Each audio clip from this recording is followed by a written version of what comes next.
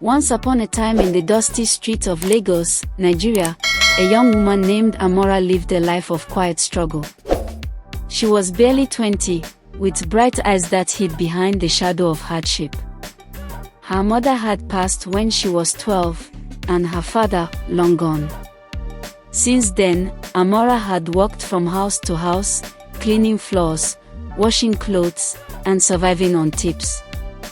Her latest job was at the Adibio mansion, where she worked as a maid for a wealthy but cruel woman named Madame Rank.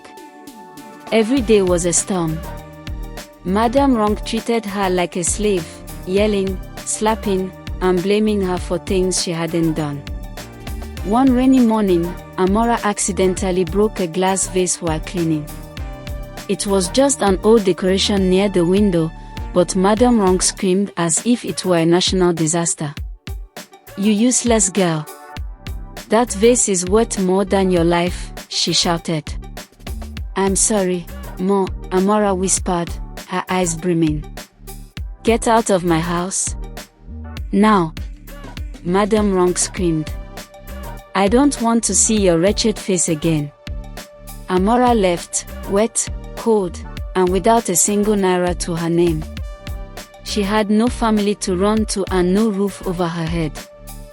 She sat by the roadside, her bundle of clothes on her lap, crying silently. Just then, a sleek black Mercedes Maybach pulled up near her.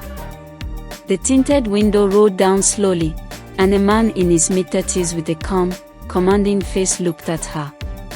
"Are you okay?" he asked gently.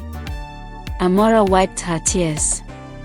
"Yes, sir," she replied quickly, trying to stand. "You don't look okay." "What's your name?" he asked again. "Amora. I'm Mr. Chukwumodi. You shouldn't be out here like this. Can I help you?" Amora hesitated. Her pride held her back, but the hunger in her belly forced her to accept the ride. Inside the car, Mr. Modi asked more questions. Amora told him her story, not with self-pity, but with quiet dignity. She didn't beg or plead. She only answered. There was something in her honesty and strength that moved Mr. Modi. He dropped her at a guest house and gave her enough to eat and rest. The next day, he offered her a job, not as a maid, but as an administrative assistant in his foundation, which helped train young girls in tech and business. Amora was shocked. "But I don't have the qualifications," she said. "You have courage. That's more important. We'll train you," he said, smiling. Amora worked harder than anyone else. She was always the first to arrive and the last to leave. She learned fast: computers, accounting, communication. In just 2 years, she became the program director of the foundation. And Mr. Modi, he never forced himself into her life. But he watched, admired, and waited. Their friendship grew into something deeper.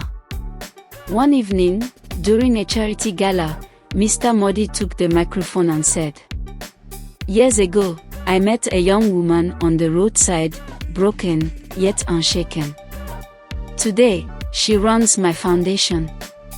And today, I'm asking her to be more than my partner at work." The crowd gasped. "Amora, will you marry me?" Tears rolled down her cheeks as she nodded. Yes.